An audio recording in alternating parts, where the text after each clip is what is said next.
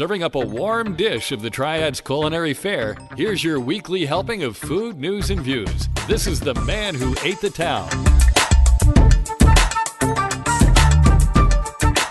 Hey folks, and welcome to episode 139 of the Man Who Ate the Town podcast. This is for the week of January the 20th through the 26th, 2020. My name is Tim Beeman. My name's Ray Morgan. And we are opening the recipe box that still sounds like that. One day we'll have a new recipe fresh box. We are recording this episode of the Man Who Ate the Town in the Less Desirable Studios in the lab at Industry Hill. So, Mac and Nelly's has been sold. What? Yeah. What? Yeah. The previous owners, Lori and Art Shaver, sold their establishment to Terry and Myra Cromer, who own Claddagh Restaurant and Pub in both High Point and Asheville. Shaver said she and her husband decided to sell for personal reasons, partly to balance life with their other businesses. They also own Pine Tree Tavern and a construction business. We're all just so busy. It seemed like a good time, she said. Now, I don't know about all that.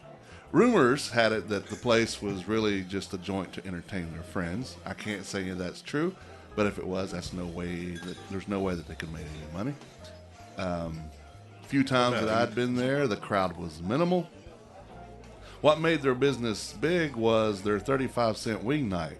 And in talking with other business owners who serve and sell wings, there's no way you can sell wings at 35 cents a piece when the profit, the cost of wings are about 37 cents a piece. And it's not like these were the little bitty wings either, so there's just no way. You'd have to sell a lot of other things, including a lot of alcohol, to get any profit margin. Now, don't know that. Like I said, this was just a place that rumor anyway that it was a place where they could entertain their friends. So probably wasn't a whole lot of alcohol being sold in those times. But now, didn't Chef Terrell just go over there in the last few months? No. Chef Antoine was there. Chef Antoine, that's who I was. And he was the last chef that I know of there. I don't know who the chef is now. I know it's not Antoine because I talked to him last night. And it seems that he had some kind of feelings about it. But while he did respond to my questions about it, much of what was said was to be off the record. So I'm going to leave it at that. But there are interesting things that were said, and again, it's not from the Shavers, so I don't know what the deal is. So I'm just going to say we'll see what happens. I know nothing about the new owners, so I don't know anything about the Claddagh. I don't know anything about the Cromers at all, so I really don't know anything about the Shavers. So I'm just going by what I have heard. Isn't the Claddagh like a Scottish restaurant? It's an Irish pub. Irish. Okay. Yeah. It's like High Point's Finnegan's or something. Right. McCool's is in Greensboro. Cool. So, so they've got some experience in the industry. This isn't a brand new venture in one sense. They've already had some experience. Right. According to the article in the Wisconsin Journal, I believe that she said that she feels like she had found the right owners for this. Good.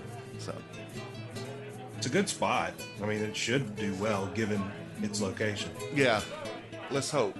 And I guess they're going to keep the name. I think they may change a couple of menu things, but again, I don't know who the chef is, but I know that it's not Antoine. Antoine has started doing some stuff with Chef Terrell, but I don't know of any permanence there. So Mayberry signed a 5-year lease for a new space with renewal options downtown. Really? Yeah. They are moving into the space they occupied during the National Black Theater Festival, which happens to be the space that used to be the Tropical Smoothie Cafe at 216 West 4th Street. It's a great spot. Yeah, that was more like a pop-up for the festival, and they only had ice cream. This version, however, will be more like a mini Mayberry's. They will have soup, salads, sandwiches, and ice cream. Supposedly, they will have 40 seats and be open for both lunch and dinner. I'm skeptical that they can put 40 seats in that spot without it being a very, very tight fit. But the owners say that everything is pretty much in place. They just need to rearrange a few things, and they will have to put in some new equipment. But they plan on opening in March. They also, it's very minimal, as most things are on that street, but they will have a sidewalk, I'm sure, sidewalk seating, because why wouldn't you? Right. But I mean, realistically, you're only going to put what, 2, maybe 3 tables? Yeah. Oh yeah. Oh yeah. Because it's small. Yeah, we'll get to why here in a second. But so they've had that sign up for a while. Like I said, it was there for the National Black Theater Festival, and they've been working on it, but nothing has happened. National Black Theater Festival was when? Oh, I don't remember right offhand. It was back during the fall. Yeah, let's see. It was in August, I think. Now, I will say, having Mayberry downtown, that gives us a little different option than the other restaurants that are already there. True. But, it's not full services. I mean, it's not like entrees and stuff. It's just the soups and salads and sandwiches and ice cream. But really, I think that's enough. Yeah. Enough to offer something different. I do wonder, not that Wolfie's Custard is the biggest part of Washington Perk's business, but will that cut into the Wolfie's Custard sales? Might very well. I mean, but there is a Mayberry difference known. between, yeah, that's true. But there is a difference between ice cream and custard, and some people just want the other part, and some people want ice cream. So. True. Let's Now, hope personally, that- I think the custard is a richer, tastier. But I love ice cream too. Yeah, let's hope that they can coexist. Speaking of coexisting there, right next door to this, there is just a rumor that I heard, and I'm not going into any details because I don't have any details to give. But there is supposedly a new pizza place coming to the spot where Twin City Slice was and the Dill Pickle prior to that. I know a name that has been thrown around, but I declined to disclose that right now, and I know I'm being vague. But, we did have this big discussion on Facebook, several of us, about being a rumor mill, and I don't want to do that. I just know that there is a proposed pizza joint coming to that spot because I don't want to be the one to tell someone else's story or spread rumors. I will wait until I have more or have clearance to mention any more details. Dang it, your integrity getting in the way of a good story again. I know. I believe it's going to be more of a real pizza place and not just by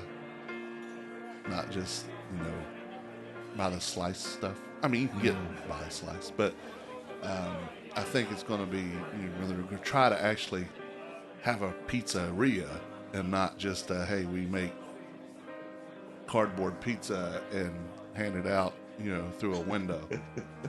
Not saying that that's what happened before, but I'm not saying it's not. So, Right.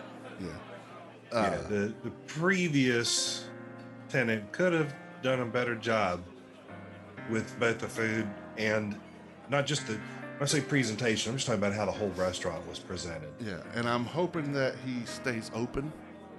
Because pizza's a great, ask Burke Street down the other end of that street. Yeah. Being open late on the weekends is a plus, and it gives options. Well, and that was one of the criticisms of the previous pizza joint is that they weren't trying to serve that late night crowd. Right. And, it's perfect. It's the ideal kind of food for that. And there's a need. We don't have a lot of restaurants that are open late downtown. No. And it's not like we have to be open all the time, but, have a graveyard shift with bare bone, what you need to get by. Staff, don't overstaff it. And if you see you need some more, hire some more or schedule it differently. But at least give it a shot, because we don't have, especially on that street, anything that's open late enough to service any of the bar people once they're done. We've got some great bars in that area too. Yeah. So folks are gonna be there. They're gonna be out till midnight, 1, 2 o'clock in the morning, and they want something to eat. Right. And you know, you have Foothills down the street, and I know the new Young Cardinal or whatever it's called is going to be there. Got Bulls? And Bulls, but well, I'm talking about food options. Oh, okay. So Foothills is open, I think, till midnight, and I don't know. I think Young Cardinal is planning on being open to 3, but still, I want something to choose from, because everybody's going to go to Young Cardinal if that's the only place to go. Right. And I do know, too, of a cantina that might be opening in the sidebar, but again, there's nothing that's been publicly said, so I'm not going to be the one that says it. The sidebar where Hutch and Harris used to be? Mm-hmm. Cool. Yeah. So it sounds like we've got some real movement coming into to spring for downtown. Yeah, right there on 4th Street. A lot of stuff on 4th Street, which has taken a big hit in the last little bit. So let's hope that this pulls some of it back. Yeah. It's encouraging to hear. Carrabba's will be having their January wine dinner, the second one of this month, tomorrow, the 21st. Just mushroom bruschetta, Carrabba, Panay, California, wood-grilled sirloin with gorgonzola cheese sauce and chocolate budino. Go to carrabbas.com/wine dinner to make resis. Yeah. I'm sorry, I just got lost envisioning that I know. amazing meal. I really hope that they offer the wood-grilled sirloin with gorgonzola cheese sauce outside the dinner, because, you know, Tuesdays are hard for me to make. But I would really like to taste that sirloin with gorgonzola cheese. If we could figure out who owns the place, maybe we could talk to them and see if, I don't know, maybe a little special dispensation for you. Yeah, I need to do some research, find out who that is. I hear he's a nice guy, but yeah, I hear he's got a kick-ass beard too. Amazing beard, yeah. And he's just Artistic. a kick-ass kind of person. Well, yeah, he'd have to be. He'd have to be. He'd be calling me a freak. So, I'm kidding about that. Let's do some food holidays. Today is the 20th of January.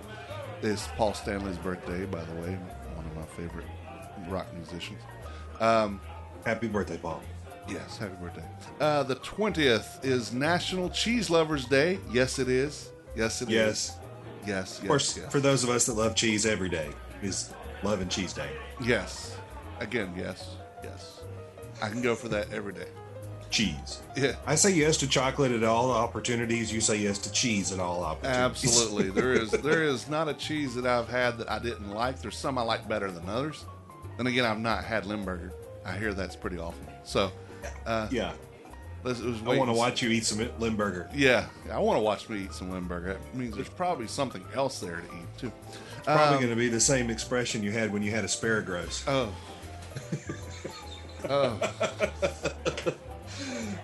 Still got that picture somewhere. I would smile through it, but it would be a strained, pained smile.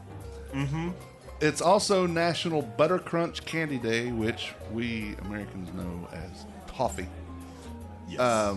And it's National Coffee Break Day, which is always the 20th of January, which celebrates the founding of the National Coffee Association in 1911, one of the oldest trade associations in the United States. Interesting. So, good for them. I like decaf coffee. Well, I like coffee. I can only have decaf. I like toffee, coffee, and cheese. What can be better? It's a great day. It is a great day. In 1920, on the 20th, Aluminum pot salesman Irwin W. Cox, inventor of pre-soap steel wool pads to clean pots, registered the SOS trademark.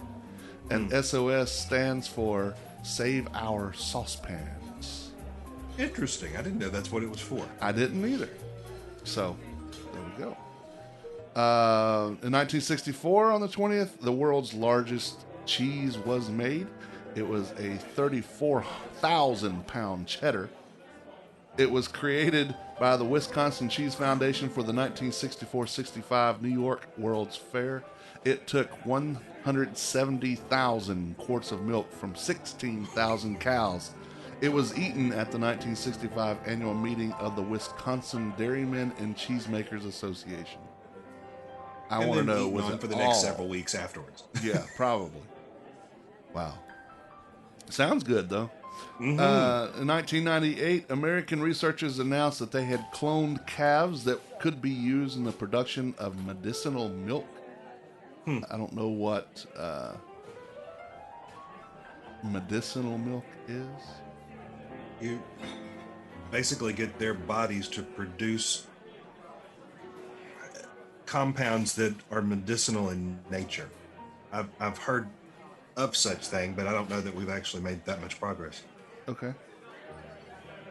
I'll take your word for it. Okay. Thank you for that. On the 21st, National Squirrel Appreciation Day was founded in 2001 by Christy Hargrove, a wildlife rehabilitator in Asheville, North Carolina, because food sources are scarce in midwinter. And we need to worry about the long-tailed rodents that we call squirrels. I don't know if it's that, food is scarce for us and we eat squirrels, or if we're just, I appreciate that squirrel. It's good to eat. Let me help him and feed him in my front yard. Yeah. I've never had squirrel. I don't. I maybe it think tastes I like chicken? have. No, you'd be squirrel. I'm from West Virginia, and I'm pretty sure I have had it before. As I figure your wife probably has, whether she knows it or not. I'll have to ask. Yeah, I'm from East Tennessee, and as far as I know, yeah, no, yeah, no, never had squirrel. I had or some possum. squirrel gravy, and I'm like, oh, okay, all right. It's 21st is also National Granola Bar Day, Yum crunch.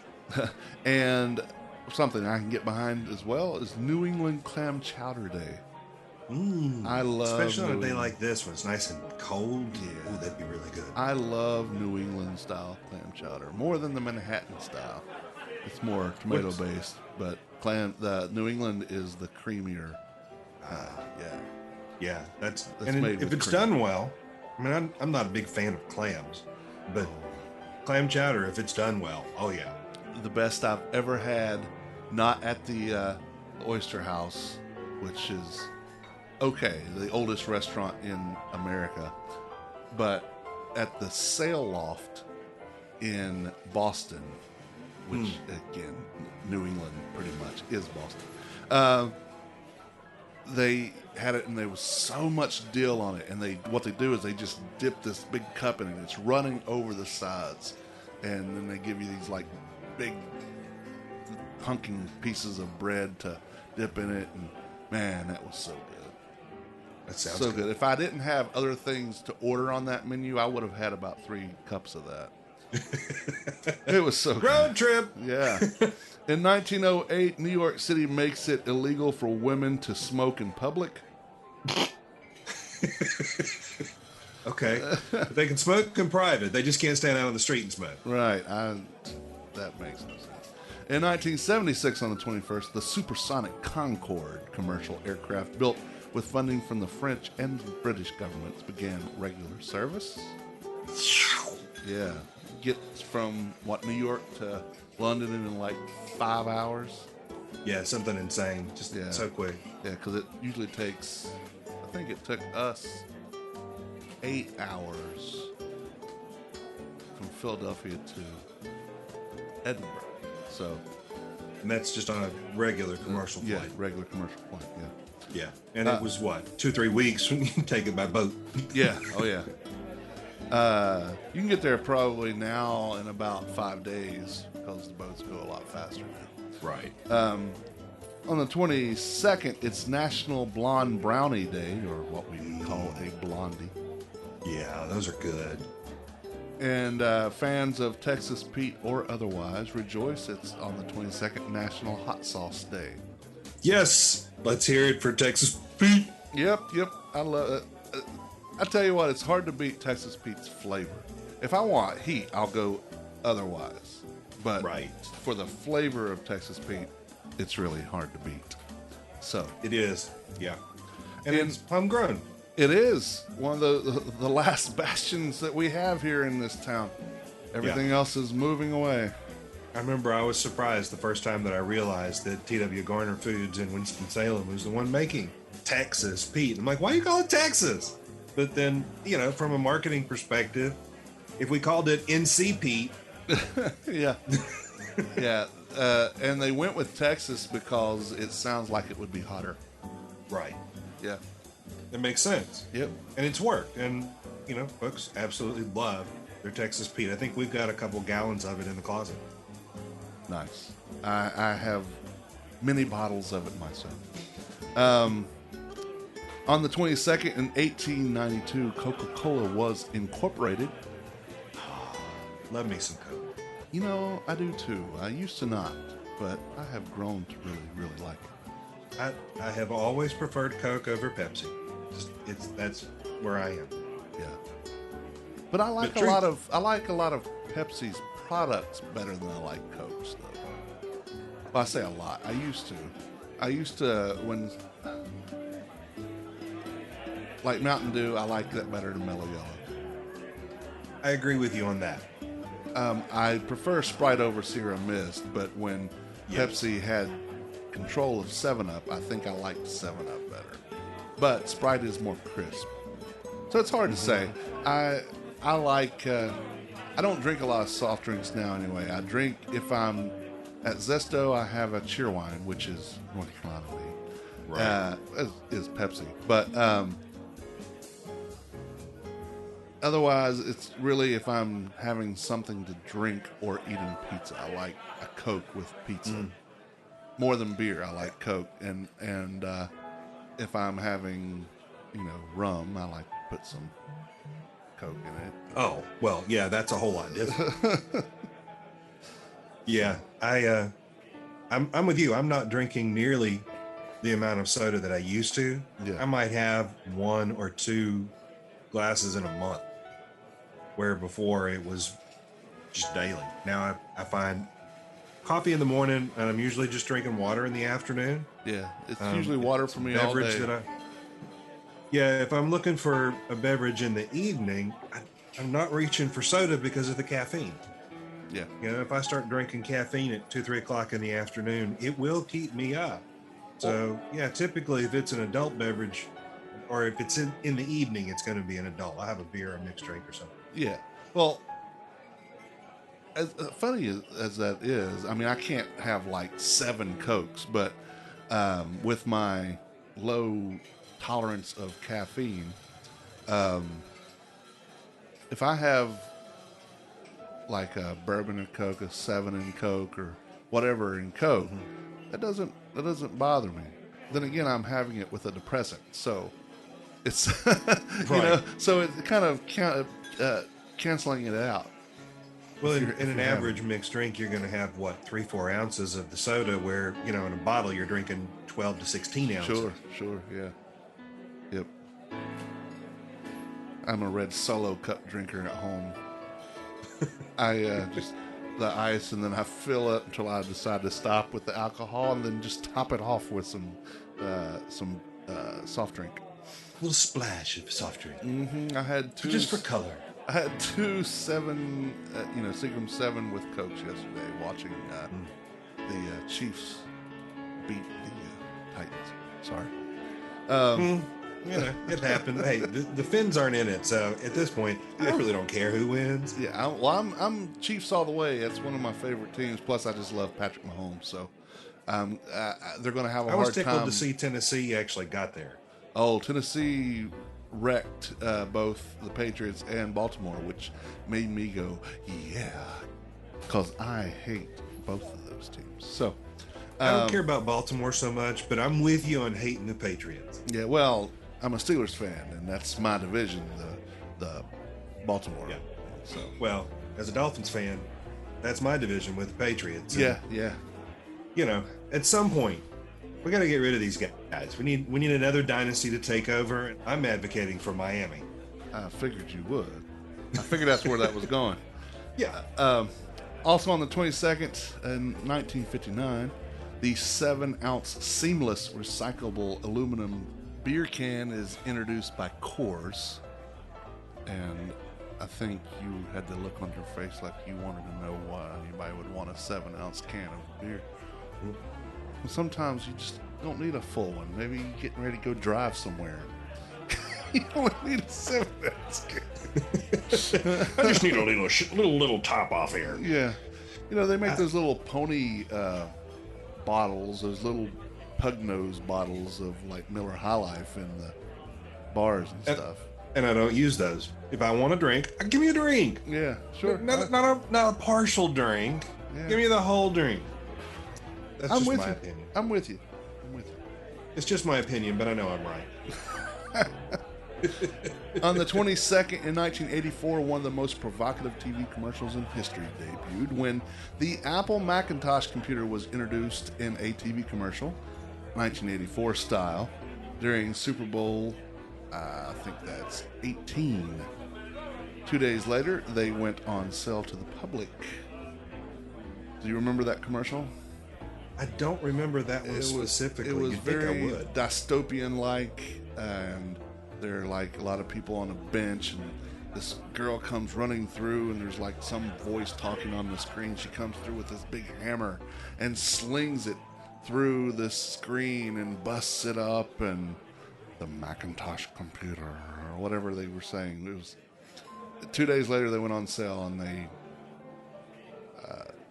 for one were very expensive, and two have continued to grow. So Yeah, very much. yeah, Clearly in the creative fields, Yes. that Mac is the more dominant machine.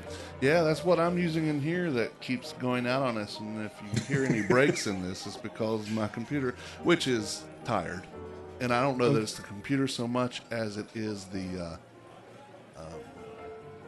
input-output digital I/O that I use, the preamps and stuff. I think it's old too.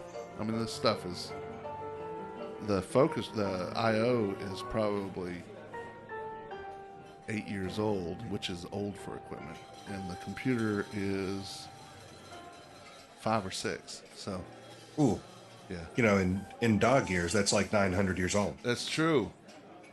In computer years, it's like 1,000. It's a millennium almost. Yeah. In 1985, on the 22nd, 2 days of record-breaking cold temperatures damaged 90% of Florida's orange and grapefruit crop. In 1988, the first airport cow lounge happened. The Schiphol Airport in Amsterdam opened a special departure lounge for cows, serving pre-flight food and drink to traveling cattle. Yeah. That's. I don't know why we don't have those in American airport. You know, Elsie is so frequently in the airport with me when I fly that I can't imagine why we don't have more of the cattle lounges. Yes, I'll take a Heineken and a big wad of cud, please. You know, it gives new meaning to, you know, we need more of the cowbell. No. In 1997, Lottie Williams, who was 48 at the time, from Tulsa, Oklahoma, became the only person known to have been hit by a man-made debris from space. She was struck on the shoulder while walking in a park by a small piece of a used Delta II rocket that had been used to launch a military satellite in April of 96. So, Wow. yeah. It hung around for a while then. Yeah, it did. And then, yeah. Yeah. So she's so far the only person known to have had that happen. On the 20th. So when my mother-in-law tells me to watch out for falling debris from space, I can just tell her that's not a real thing. It's only happened to one It's person. only happened to one person. You have to watch. Obviously, you have to watch for fuel being dumped on you, though. Oh, Especially yeah. if you're Latino in Los Angeles and go to school in one of 7 schools that are in the path of these planes when they're circling. Nobody got hit except the people at these schools. Coincidence? I think I not. think not. On the 23rd of January is National Pie Day. Yes. Not to be confused with Pie Day, that's March 14th. Right, because that's just PI. Yeah, This gets an E. yeah. Gotta It's fill it. also, this is filled. It's also Women's Healthy Weight Day, which I think is kind of offensive. Not because it's the women's, it's just like, shouldn't they want to be healthy all the time? Yeah, I'm not going to touch that one. I'm not even going to mention that to people. Hey, did you know this is Women's Healthy Weight Day? That's what you're saying. And then they're like, yeah, why'd you bring that up to me? Yeah, yeah. I just wanted you to be informed. Do these That's pants make all. me look fat? No, your ass does. But The fat in there is what makes you yeah, look fat. in 1862, Augustin Harazethe de Maxa brought 1,400 varieties of grapevines from Europe to California and planted the first large vineyard in California in the Sonoma Valley.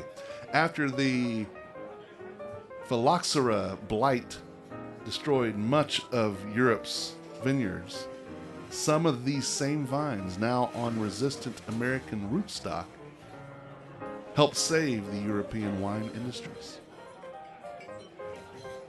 I did not know. And then in the 70s, those Europeans tried to poo-poo on California wines, and I think it was 76 is whenever it was Bottle Shock was the movie they made after it with Alan Rickman and Bill Pullman and Chris Pine. But they're like, oh, you cannot win these awards, and yet they won best in the world. So in 1963, on the 23rd, 3 million gallons of soybean oil flooded streets in Mankato, Minnesota, when a storage tank ruptured. Eventually, the oil ended up in the Mississippi River. In the spring, more than 10,000 ducks were found dead in the wetlands along the river. That's sad. Yeah. In 1971, the coldest temperature ever recorded in the United States was recorded at Prospect Creek Camp on the Alaskan Pipeline in northern Alaska. It was minus 80 degrees Fahrenheit. Ooh, that'll freeze your bits off right there. Yeah, oh yeah, yeah. And that's, And a few other things. yeah, there is, you could not be out in that for any amount of time. Even No, that- I, when your who can breath is handle- freezing then. Yeah. Yeah, you spit and it would be frozen before it gets out of your face. Yeah. On the Probably sticking out, just kind of like one Yes. big spit sickle. Yes, like you went outside to pee in the snow and it would just, And then you're stuck. yeah, and then you move around and you start whacking people with the stream. On the 24th, All the places our minds go. I know, I'm so weird. On the 24th, probably one of my favorite days of the year is National Peanut Butter Day. Oh, yeah. And why it wasn't on the same day that they made the 7-ounce can, I don't know, but it's Beer Can Appreciation Day. Okay. Yeah. I appreciate them when they're full. Yeah. Well, with the Beer Dads, when we're doing those, we sometimes get something. Beer Dad John, especially, is one to buy a beer just because the way the can looks, Yeah. and then he takes it home and collects it. So I can see where you appreciate it afterwards, but you appreciate it for what it is when you buy it. So But at a certain point, it's like, all right, I got a whole collection of trash. Yeah. I don't know how long he keeps them. I think he keeps them just as, I don't know what he does with them. Because mine go right in the trash. I don't care. Recycle. On the 24th of 1922, it's Eskimo Pie Patent Day. Christian K. Nelson, an ice cream salesman in Ottawa, Iowa, say that fast, was issued a patent for the Eskimo pie, described in its simplest form as a block or brick of frozen confection within an edible container or shell. The core or center may be an ice cream, sherbet, sorbet, ice, or other material congealed by refrigeration. The shell, like that used in coating chocolate candies, although preferably modified to harden at lower temperatures. I'm glad that they finally just figured this is what an Eskimo pie is. Let's clarify that and make sure that you know. Yeah. If you're eating something else that doesn't fit that, then that's not Eskimo pie. Yeah. Patent Day. Yeah, and I've said it before, but I'm kind of embarrassed what I did for a Klondike. Oh, well, that's entirely up to you whether you want to share that. In 1935, okay, I see why.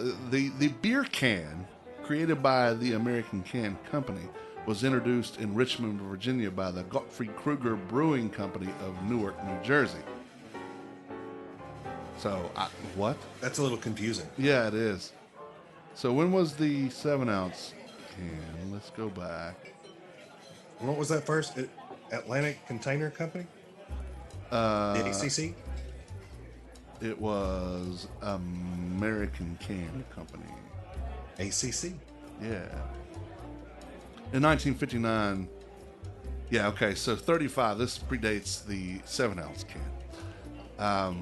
In 1950, on the 24th, Percy L. Spencer received a patent for the microwave oven for a method of treating foodstuffs, is what his patent application read.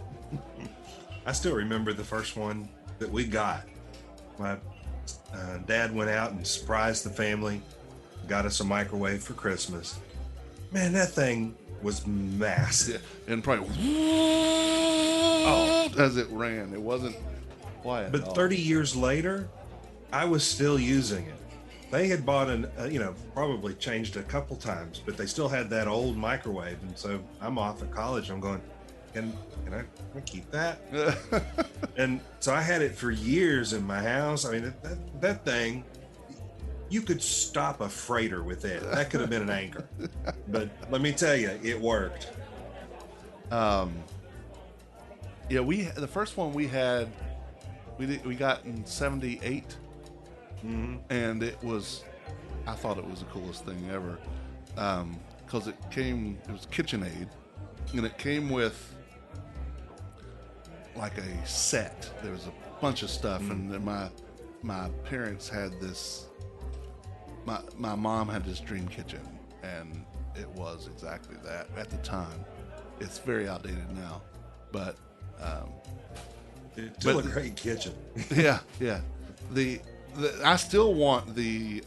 They don't in their new where they live now. It's not there, but they had this Jenn-Air.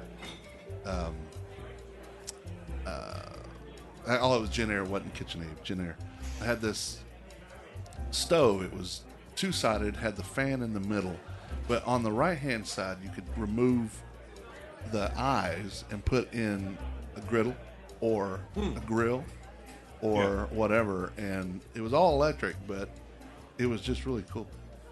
The other thing that happened when the microwave came out is that we learned just how long 30 seconds actually is. Yeah. Yeah. Oh, back to the microwave. It was glass. All the buttons were glass, and it was touch sensitive. And so we thought we were the shit, Look at this stuff, and then it was just like every other microwave, really. But it was cool at the time. No one else had one, so be the first in your neighborhood. Yeah, we were, as far as I know. In 1956, on the 24th, Procter & Gamble introduced Jif peanut butter, which my mom and dad swear by. I am a Peter Pan guy. I'm with you on Peter Pan. Yeah. I have tried, I think, all of the major brands of peanut butter that are out there, and I find that to be the best. Yeah, and it's the healthiest of them, oddly enough. Oh, I didn't know that. Of the major brand. I'm sure if you get this organic crap that you have to stir up and all that, that's way too much work. I want to open it up, put a spoon in it, and eat it. Yeah. I'll put it on bread with some strawberry jam and eat it. Or dip a chocolate bar in there and eat it. Yeah, yeah. In 1985, Coca-Cola announced it had received permission to sell Coca-Cola in the Soviet Union. Which is probably about the same time that they changed their formula. Yeah, that whole new Coke thing, that was a fiasco. Yeah. Have you ever been to the Coke World headquarters in Atlanta and their museum? I have. It's really cool. Yeah. And they also have, the big tasting room Yeah. at the World. That was probably my favorite part. They have that in Disney World too, in Epcot Center. Or they used to. I don't know if they still do. The Coke had a cooling station, and it was had a smaller version of that, but they still had the. I never can remember the name of the one that's god awful. Yeah, some of those Middle Eastern countries that Coke is in. Yeah. Some of the flavors there, I'm like, what? How would you come up with that? Beverly. That's exactly what it is. Beverly. Beverly was like cough syrup.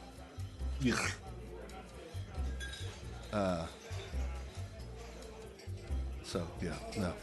But in 1996, on the 24th, the FDA approved the fat substitute Olestra, brand name Olean. Olestra is unapproved for sale in many countries, including the European Union and Canada.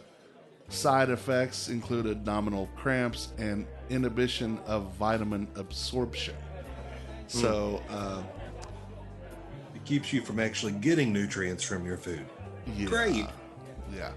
So, I remember when they had the baked Lays that came out for a little bit there around 96, and then people were getting sick, and I thought it just tasted awful, so I never really got sick from it, but I just don't use it. Just stay away. we try to come up with substitutes for these basic ingredients, and just use the basics, but go to moderation. Fake food is not food. It's fake by definition. Yes. Yes. On the 25th, it's National Irish Coffee Day. And That it's sounds good. yes, it does. With Jameson, right? Jameson's the way to go, or Bushmill. Well, no, whichever. Just as long as it's an Irish whiskey. Yeah. It's National. Jameson would be good. Yeah. National Seed Swap Day. So swap seeds with other gardeners in your bioregion. Learn, network, gardeners. and prepare. Yeah. Prepare for the gardening season ahead. Connect with like-minded individuals who are passionate about saving seeds and sharing their seed stories. Okay, climbing back out of this chasm that is the gutter. Don't cross the streams. I always heard that. So, Yeah, don't. in That's bad. It's really 1799, I got to get off that. 1790, I got to move away from that. 1799, on the 25th,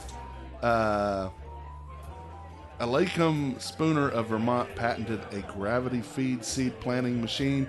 It was not until 1840 that a truly practical seed planting machine was developed. And thus our farming becomes mechanized. Yeah.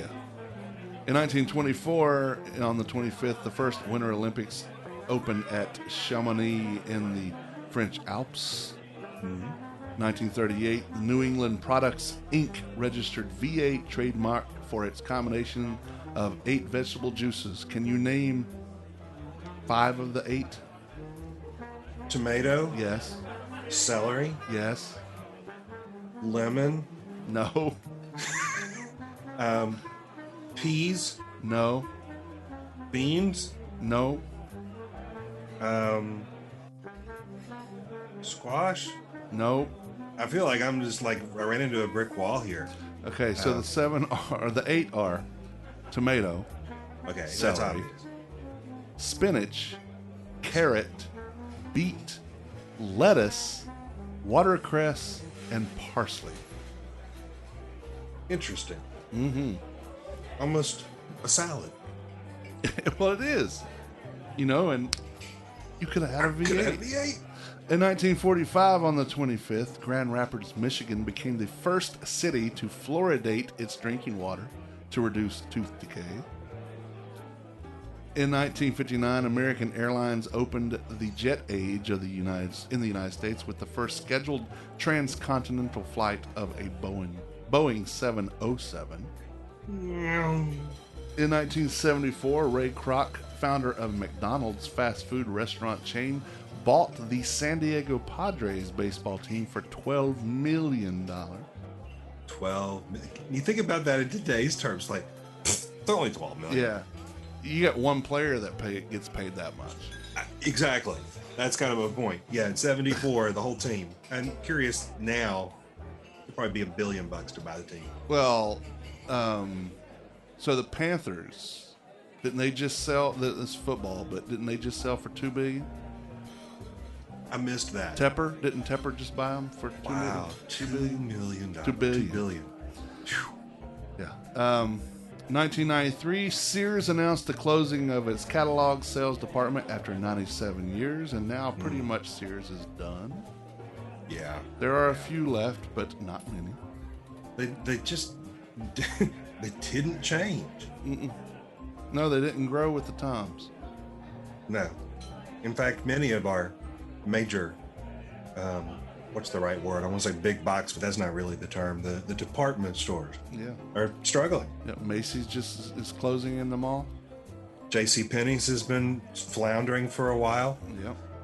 Even those that I think are doing probably a little better are still struggling. Folks like Kohl's and the like. Yeah.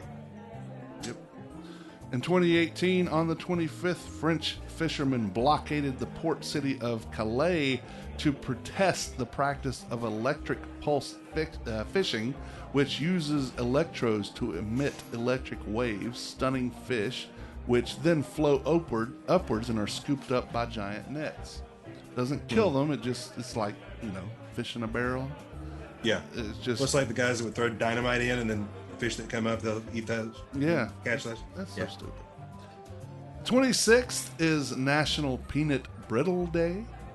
I see a peanut theme throughout the week. This is good. Yes. And the 26th is also International Sous Vide Day, which is the birthday of Dr. Bruno Gussol, the father of modern sous vide, which is the process of vacuum sealing food and cooking it in a temperature-controlled water. It's also National Green Juice Day. Okay. Well, I'm just... Okay. Green juice. Yay. Let's hear it for green juice. When I was going to the Tropical Smoothie Cafe before they decided to move outside of downtown, I would have their green smoothie. It was really good. I had spinach and kale and all that stuff in it, and kiwi. So I liked it. Every once in a while. I can't remember the name of it now. Oh, Prince's. And Prince's on the Park used to be here in town. They had a green pizza. At least that's how it was introduced to me. Is you got to try their green pizza. It was the White Lightning pizza. It was spinach. Spinach Foggia. Yeah, that spinach pizza was, oh my God, good. But it looked, it's green. Yeah. Pizza's not supposed to be green unless it's been in the refrigerator for a couple of weeks. I tried to recreate that not long ago, and I failed. But it actually was not bad. It just wasn't Prince's. The way they had the crust, some of the best crust I've ever had. But I understood they marinated the spinach and all sorts of herbs and spices with the mushrooms in there, and oh man, that was just so good. Yeah. Mike Prince, he got that from his grandmother. And, you know, you could buy it for a while. You could buy it in Harris Teeter's and that Golden Apple store or whatever. It was not the same. No, not as having it fresh. Everything about Prince's was, I love their sausage sandwich. I love their, because they baked their chicken wings. I mean, they didn't go crazy with flavors. You either got hot, medium, or mild, but it was just so good. And all their sandwiches and all their pizzas were really good. But that spinach foggia, and then the White Lightning was something different. But spinach foggia was one of my favorite things.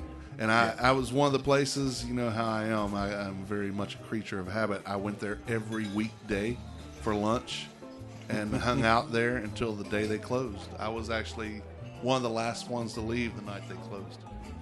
Wow. I wonder what he's doing these days, because it's been a while. Well, he used to own Burke Street Pub, because he and his business partner Chester owned Chester's that was under the Hawthorne Curve, and then they moved to Burke Street, and then he eventually sold that. So, on the 26th in 1788, Captain Arthur Phillip took formal possession of the new colony of New South Wales and became its first governor in Australia. In 1915, Corn Products Refining Company registered Argo trademark for cornstarch. In 1965, Noah W. and Joseph S. McVicker received a patent for a plastic modeling composition of a soft, pliable working consistency, and they got it, and we know that today as Play-Doh. And Play-Doh was originally designed as a wallpaper cleaner. A wallpaper cleaner? Yeah. Okay. Yeah. Interesting. It seems like it would leave more on the wallpaper. You'd think. Well, maybe they didn't have the dyes in it that we use today to make it some color. That could be. Because, I mean, my experience with Play-Doh is if you get that stuff everywhere, then it's everywhere and it takes forever to get rid of it. Yeah. And I was so OCD, I would not mix my colors. So I would only play with one color at a time. And I had the barbershop one, you know, all that. It was just so fun. I miss those days. Those were great days back in the day. Yeah, we didn't have Nintendo. We just poured salt on snails. But the we played with twigs and sticks, and we liked it that way. And we liked it. Whippersnappers can't do nothing if it's not electronic. We dug holes and played in those in the yard. Dad would come home and whip us whether we needed it or not. Then he'd get tired. And he got tired, we had to whip ourselves. Yeah, and it was liked good. it that way. Those are the good old days. That is Food Holidays in History for this week. Special thanks to James Eagler at foodreference.com for making us chuckle, roll our eyes, making us hungry, make us want peanut butter and peanut brittle and cheese and pie. And a small beer. And a small beer, just to wash it down with. A lot of Coke, little bitty beer. The Man Who Ate to Town podcast is part of the Less Desirables podcast network. Along with this podcast, you can listen to the Less Desirables of Your Dad's Fan Interference, Apartment 5B, Bees White's Final, and more, and Sipping in See the Art of Drinking coming soon. You can find all these podcasts and their latest episodes on our network website and directory, tldpodnetwork.com. You can also find social media links to each one there as well. We greatly appreciate if you visit our sponsors like Carrabba's Italian Grill, located at 587 South Stratford Road. Let Daniel demonstrate what a responsible large-scale family of restaurant looks like. Carrabba's takes the community it serves very seriously, and having a fantastic franchisee like Daniel certainly does not suck. Follow Carrabba's on social media and on Carrabba's.com. And again, the wine dinner is tomorrow with all that cool stuff I talked about earlier. Go to Carrabba's.com/wine dinner. Do it now. Do it now. Washington Perk and Provision Company is located at 301 West 4th Street. You'll find a little bit of everything in the perk. Local fruits and veggies, meat and dairies from local sources. Papa Doc's Bionic Tonic, Bingo Bango soda is made right here in Winston-Salem. Both of them are. Wolfie's Custard and much more. Washington Perk is better than a convenience store, but not quite a grocery store. On Facebook, they're Washington Perk, or at Washington Perk _DTWS on Instagram. The Humble Bee Shop is located at 1003 Brookstown Avenue in the west end of downtown. You need to go to Instagram right now and look up the Humble Bee Shop. Go on, right now. Do it. Check it out. Brittany is It's amazing. always whipping up the batter on some delicious desserts, cakes, and muffins, be it regular, vegan, gluten-free, pretty much whatever you need. The Humble Bee Shop wants to challenge your perception of scratch made and leave you with an experience you couldn't possibly forget. For more information, follow them on Facebook and Instagram, or visit thehumblebeeshopapa.co. That's SHOPPE.co. Keep an eye on my blog and this podcast to find out more about the food news and happenings around town. If you have any food news, send us an email, tim@themanwhoatethetown.com, or on Facebook, Instagram, or Twitter Instant Messengers. Like us on Facebook. On Twitter, we are manwho8thetown. On Instagram, we are manwhoatethetown. My name is Tim B. My name's Ray Morgan. And we're closing the recipe box. That sounds just like it does when it opens. Until next time, thank you for reading, thank you for listening, thank you for putting up with our crazy recipe box sound. Bon appetit. Yamas! The views and opinions stated by me or any of my guests are solely those of ours and do not necessarily reflect the opinions of our hosting companies, distributors, enemies, friends, or relatives. This podcast is copyrighted and cannot be reproduced or distributed without express written consent of the man who ate the town, that's me, and Such Limited Inc. However, if you ask nicely, we'll probably let you.